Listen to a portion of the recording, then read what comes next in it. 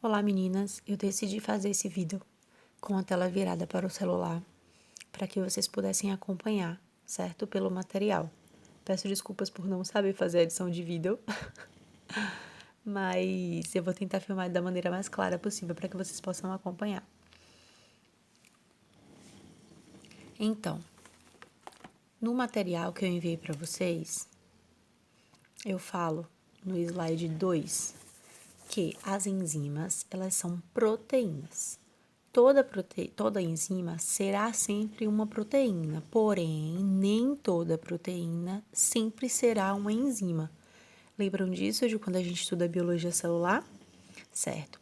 E essas proteínas, que são as enzimas, elas possuem ação catalítica. Então, vamos interpretar os termos, tá certo? E esses termos vocês já viram em biologia celular.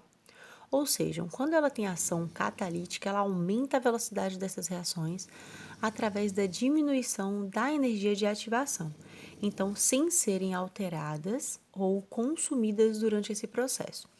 Então, para que essas enzimas, que são essas proteínas, elas atuem, a gente precisa ter uma condição ideal, tanto de pH quanto de temperatura, certo? E são muito específicas para os substratos. Então, eu preciso de uma homeostase para que essas enzimas elas tenham uma ação adequada. Então, vamos falar aqui das enzimas de interesse clínico. Quais enzimas são interessantes para eu avaliar clinicamente o meu paciente? Então, todas as enzimas presentes no nosso corpo são sintetizadas intracelularmente dentro da nossa célula, porém atuam em locais diferentes. E é assim que eu vou interpretar esse meu resultado, tá certo? Dos meus exames dessas minhas enzimas. Então, assim, qual o local de ação mais específico? Algumas enzimas vocês vão ver que são mais específicas, certo? Que me dão uma relação clínica com patologias específicas de órgãos específicos e outras são mais inespecíficas. Por isso que o ideal para a gente avaliar a situação clínica de um paciente não é com um exame isolado, nem sempre, né? Pode ser, mas nem sempre é com um exame isolado. Eu vou mostrar para vocês o porquê. Então, as enzimas plasmáticas, elas têm ação no plasma. Exemplo, são as enzimas da coagulação sanguínea, certo? As enzimas secretadas são enzimas que atuam em local extracelular. Por exemplo, a amilase pancreática, sintetizada no pâncreas e secretada no intestino. Vou destrinchar isso para vocês mais lá na frente. E as enzimas celulares são enzimas intracelulares, cujas concentrações plasmáticas são mais baixas. Seus níveis aumentam quando são liberadas pelos tecidos lesados. E aí eu vou mostrar para vocês mais à frente também, detalhadamente isso aí. Então, como muitas enzimas são encontradas em apenas determinados tecidos, como eu falei para vocês, elas podem ter uma ideia, elas podem dar uma ideia para o profissional de qual local está sendo atingido, em qual local está acontecendo algum processo patológico ou alguma desordem metabólica, tá certo? Estudaremos agora as principais enzimas de interesse clínico, sua localização e a importância de se estudar elas. Eu cito brevemente no material que eu enviei para vocês, nesse primeiro momento, os marcadores enzimáticos hepáticos, então relacionadas ao fígado. Quais marcadores enzimáticos estão mais relacionados ao fígado? Porém, a gente vê que a AST não é, está menos relacionado. Porém, quando a gente associa com a ALT, a elevação da fosfatase alcalina e da gama-GT, a gente já tem são marcadores mais específicos de desordem metabólica hepática, tá certo?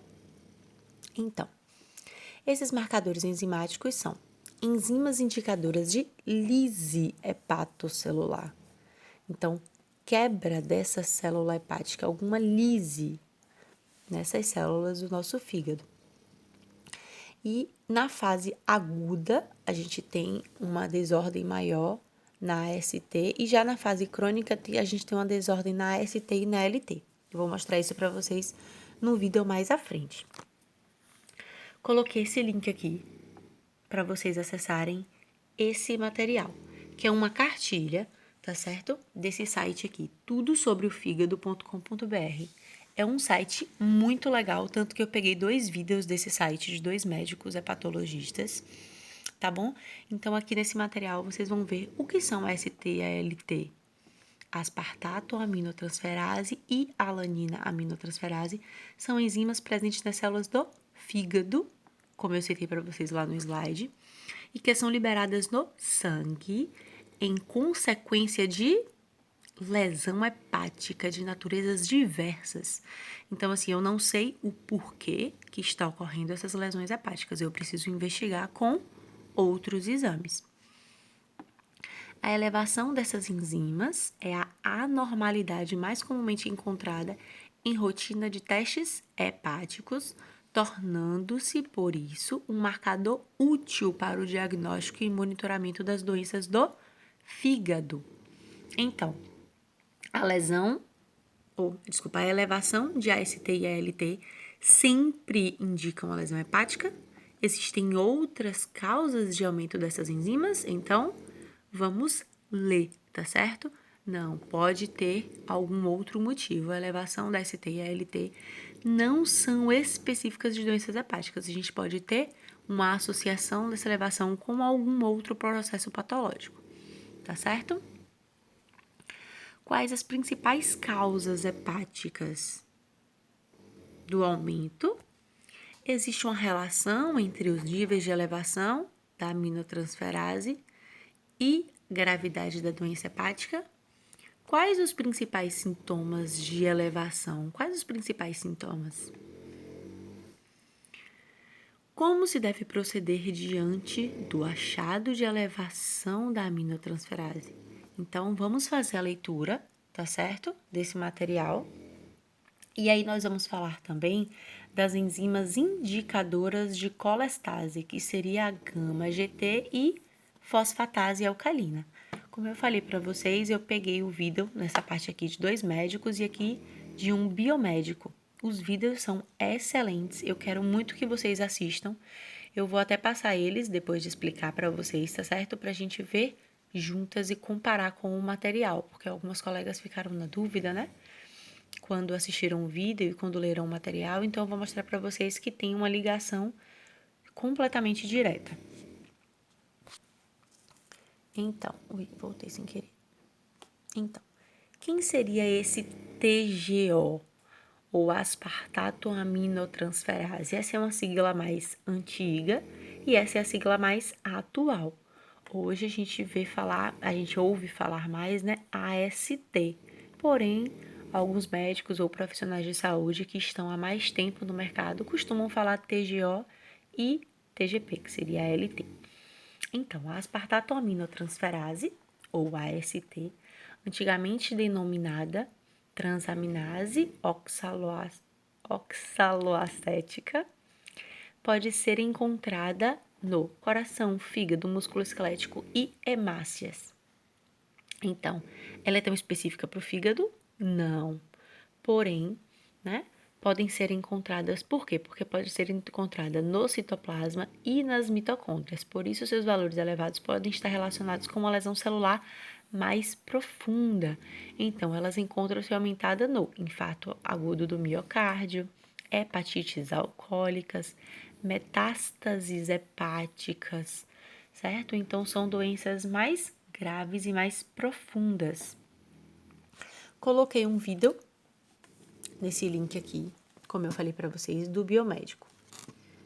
Eu vou passar uma parte desse vídeo aqui para vocês assistirem. Qual é a função dessa enzima? O que ela catalisa? Tá muito claro o que ele fala, muito bem explicado e muito resumido, tá muito bom. Em que patologia que ela se altera, que é feita a dosagem da mesma, seu valor de referência também. Então, espero que você goste desse vídeo, mas antes disso, é importante que você se inscreva aí no canal, é muito importante, e todas as redes sociais também do canal. Espero que você goste, então, vamos ver o vídeo. Bem, pessoal, então o que significa AST? Esse termo aí significa aspartato aminotransferase. A AST também pode ser conhecida com outra sigla ou com outro nome, que é TGO, que significa transaminase glutâmica oxalacética. Então, são dois nomes para a mesma enzima. Só que hoje, na prática laboratorial, quem predomina é AST, aspartato aminotransferase, é mais utilizado. Bem, então o que essa enzima ela vai fazer, pessoal? As enzimas, como a gente sabe, elas catalisam reações. A AST, ela faz o seguinte, ó, ela catalisa o transporte de um grupamento amina do aspartato, que é um aminoácido, então ele tem um grupamento amina, para um cetoácido, que é o alfa-cetoglutarato. E como resultado disso, a gente tem a modificação nos dois componentes. Ó.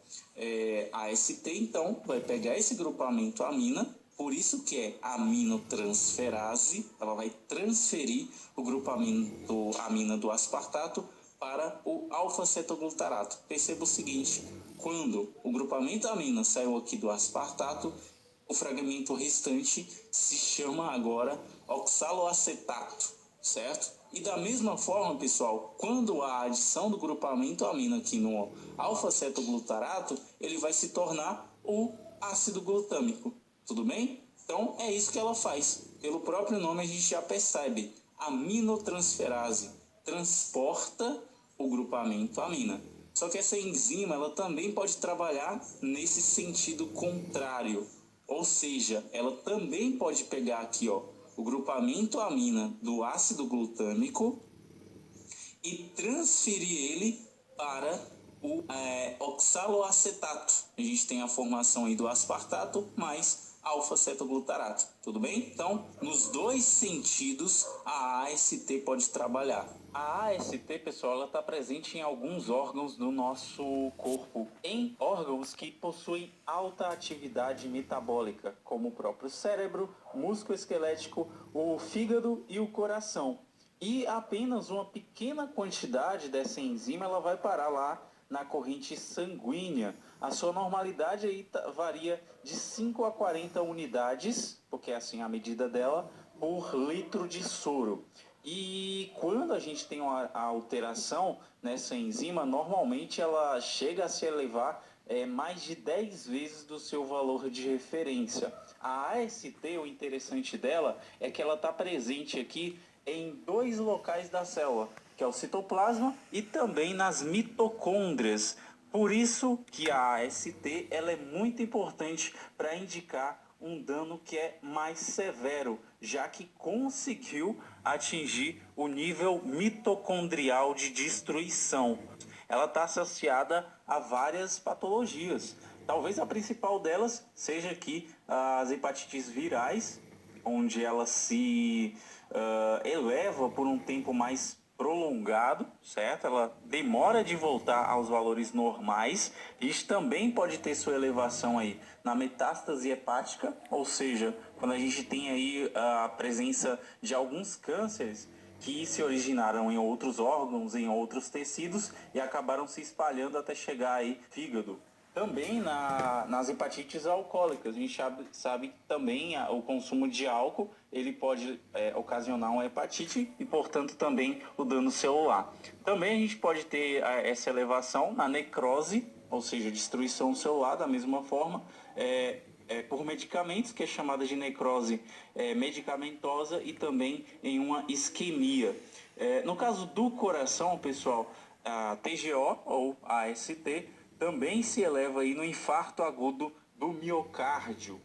O aparecimento elevado dessa enzima costuma aparecer aí depois de 6 a 12 horas depois do infarto, depois do dano. E volta ao normal mais ou menos em 4 dias. Então também é um importante marcador aí para o infarto agudo do miocárdio. Outras elevações mais discretas a gente tem aí nos infartos pulmonares e renais também, no trauma do músculo e também em outras patologias, como o aparecimento de grandes tumores, hepatites por drogas, no caso aqui drogas ilícitas, no AVC e anemias hemolíticas também. Então, costumeiramente, erroneamente, aliás, a AST, ela muitas vezes é só associada ao dano hepático, mas como a gente viu aqui, ela está associada a diversas patologias em diversos órgãos. Mas talvez o principal realmente seja o fígado. Quando a TGO ou a AST é utilizada aí para marcador de dano hepático, ele tem um companheiro que é praticamente inseparável, que é uma outra transaminase chamada aí de TGP ou ALT. Também tem dois nomes, a gente também vai ver em outro vídeo e, aliás, é muito mais específica aí para o dano hepático. Então, quando se quer analisar um dano no fígado, a gente utiliza principalmente a dosagem dessas duas enzimas. É isso então, pessoal. Espero que você tenha gostado desse vídeo. Se gostou, deixa aquele like também, se eu te ajudei de alguma forma. Como eu disse no início, é importante que você se inscreva aí no canal, certo? E compartilhe. Então, muito legal o vídeo dele, né? Muito de fácil entendimento. Vamos então agora ao slide 9, onde eu falo sobre a TGP, certo? Ou alanina aminotransferase, mais conhecida hoje como ALT. Ela é encontrada em maior quantidade no fígado, por isso que a gente utiliza mais o LT como indicador de lesão hepática, certo? E em quantidades menores em outros órgãos e outros locais do nosso corpo. É uma enzima citoplasmática e é um marcador bastante sensível da função hepática. Porém, é menos sensível que a AST nas hepatopatias alcoólicas, cirrose e obstruções extrahepáticas, fora, certo? Do fígado. Encontra-se aumentada nas hepatites virais, mononucleose, citomegalovírus e hepatites medicamentosas. E é isso que a gente revisa aqui nesse vídeo, também desse biomédico, que ele faz um vídeo também muito bom sobre a ALT. Então, pessoal, a sigla ALT significa alanina aminotransferase, que, como a gente viu no vídeo lá sobre a AST, esse nome, essa sigla, já indica a função dessa enzima. Significa que essa enzima ela vai transferir um grupamento amina da alanina, que é o aminoácido, para um alfa-cetoglutarato. A ALT também tem um outro nome. Ela também é chamada de TGP, que é o nome anterior, digamos assim, o nome mais antigo dessa transaminase.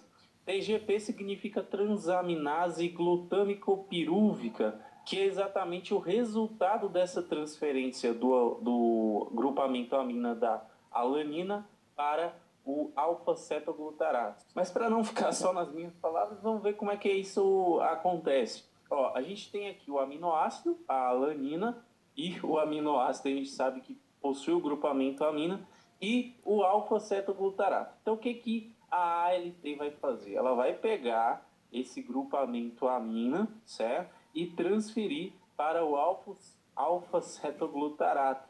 Como resultado da retirada do grupamento amina, a gente vai ter o piruvato, certo?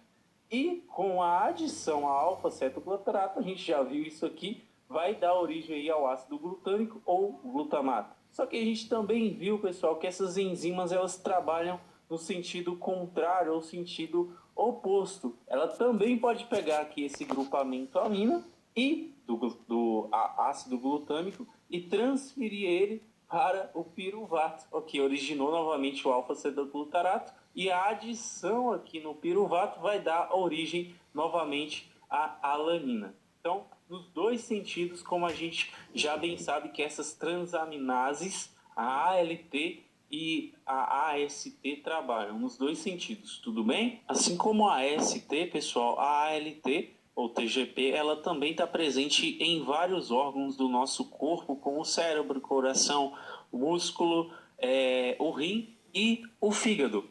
Só que, ao contrário da AST, a ALT ela é muito mais sensível ao dano hepático. Então, por isso que ela se torna um importante marcador para a lesão hepática, para o hepatócito. Mas é claro, a gente sabe que tem que ser utilizado aí muitos outros exames, outros testes, para que tenha a confirmação desse dano no fígado. Mesmo havendo dano aqui nos outros órgãos, ela vai se elevar muito pouco, certo? Então, a ALT muito mais sensível ao dano no fígado. Ela é predominantemente, pessoal, de origem citoplasmática. A gente viu que a AST ela é citoplasmática e mitocondrial. A ALT ela é citoplasmática, certo? Isso indica então que quando houver a sua elevação, ela está associada a patologias mais brandas. Mas volto a dizer que a gente tem que considerar outros testes, outros exames também. Seu valor de referência está aí entre 7 a 56 unidades por litro de soro. A elevações mais discretas, como a gente estava falando aqui de outros órgãos, ocorre na miocardite e no infarto agudo do miocárdio, além também de traumas no músculo esquelético. Mas como a gente estava falando, a elevação mais sensível ocorre no próprio fígado, principalmente em situações de necrose, como é o caso aí das hepatites virais e medicamentosas, e também na mononucleose, a infecção pelo citomegalovírus. Então, pessoal, se estabelece uma relação entre a TGP ou ALT e a TGO, ou AST, para avaliar o dano hepático. É uma relação chamada de razão de Higgs ou relação AST-ALT, certo? Como é que é feito isso? A gente vai pegar o valor de um e dividir pelo outro, claro. A gente só vai fazer isso quando houver a elevação das duas, certo? Até porque se a gente vê uma elevação só da TGO, provavelmente é uma lesão em outros órgãos, já que a TGP é mais sensível ao dano hepático. Então, como é que é feito? Como eu falei, a gente vai fazer aqui a divisão da AST pela ALT, ou TGO pela TGP. Então, aqui, quando, pessoal, a gente tem a AST maior que a ALT, como no nosso exemplo aqui, 110 por 68, a gente vai ter um resultado, claro, maior que 1. E isso é um indicativo aí para hepatopatias crônicas, como a cirrose alcoólica e a hepatite crônica obstrutiva.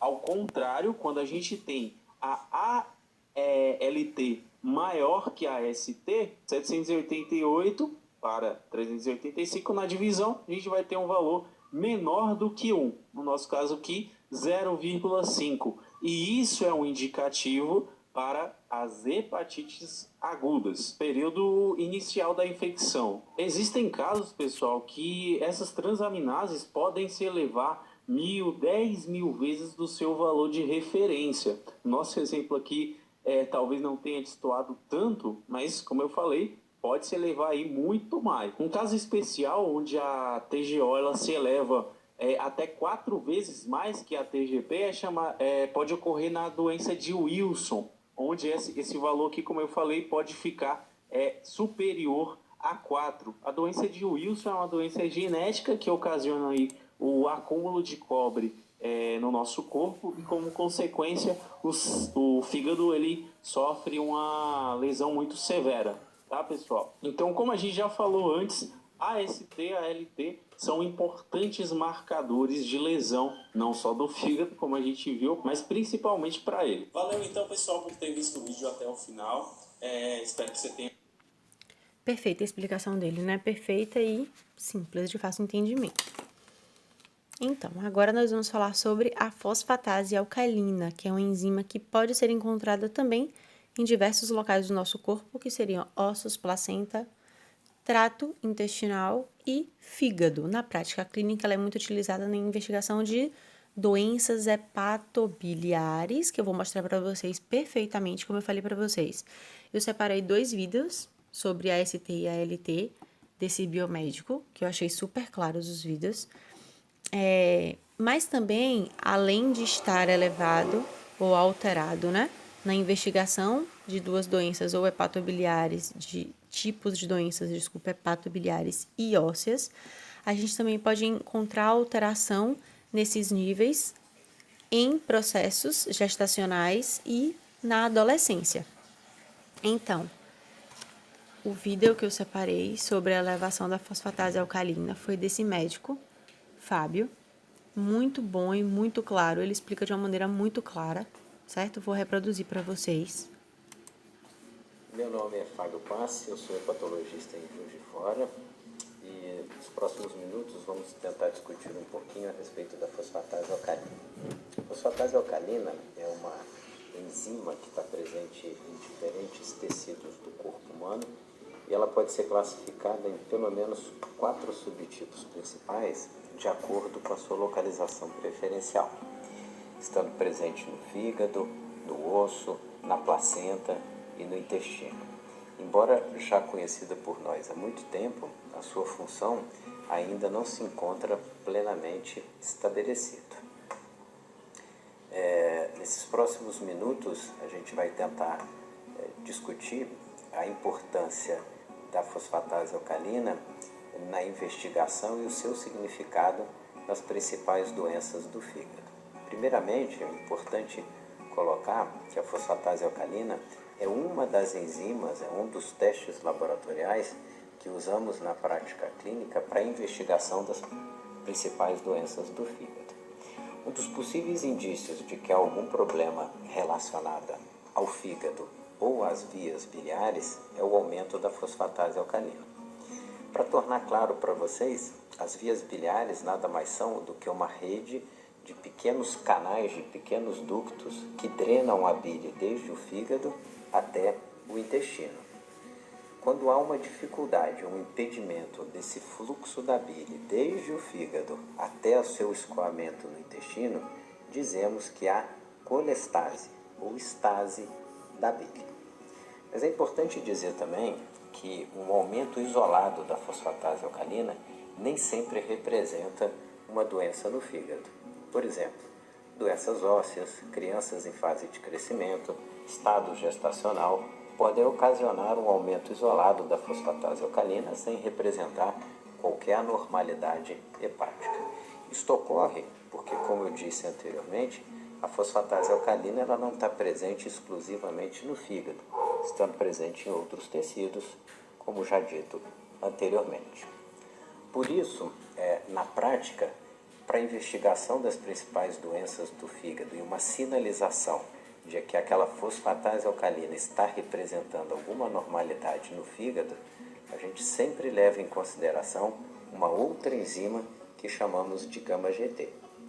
Quando a fosfatase alcalina e a γ-GT estão aumentadas de forma conjunta, simultaneamente, aí sim, é muito provável que existam alterações no fígado ou naqueles tais canais biliares, como expliquei anteriormente. Hoje, uma situação muito frequente na nossa prática é o paciente que vai fazer exames de rotina. Nesses exames de rotina estão incluídos a determinação dos níveis da fosfatase alcalina e da γ-GT e, se alterados, eles são encaminhados para o hepatologista para a investigação adequada. As principais doenças que cursam com elevação da fosfatase alcalina e da γ-GT, as principais doenças hepáticas, são chamadas de doenças colestáticas.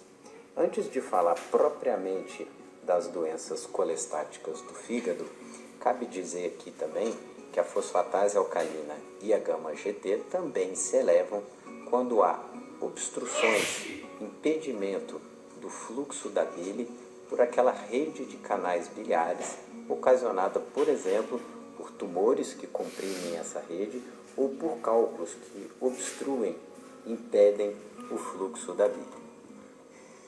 Além das alterações enzimáticas que os pacientes com doenças colestáticas podem apresentar, há alguns sintomas também importantes.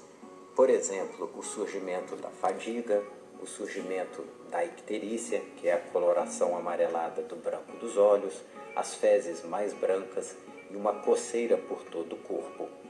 Mas cabe ressaltar que nas fases iniciais dessas doenças pode somente ser identificada a elevação das enzimas fosfatase alcalina e γ-GT.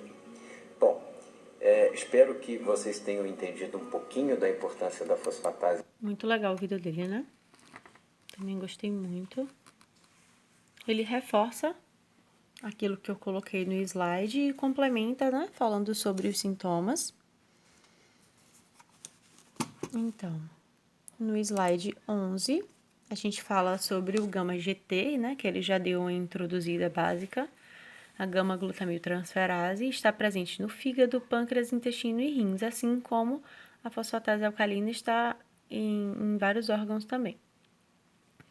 Valores elevados são encontrados nos quadros de colestase, ele acabou de falar que é quando a gente tem uma obstrução, né, hepatobiliar, por tumores ou por cálculos que são formados nessa região, nos canais, e outras patologias também hepáticas e biliares que não sejam a colestase. Pode estar alterada em alcoólatras, vocês vão ver isso claramente no vídeo do próximo médico, ele fala muito bem sobre isso.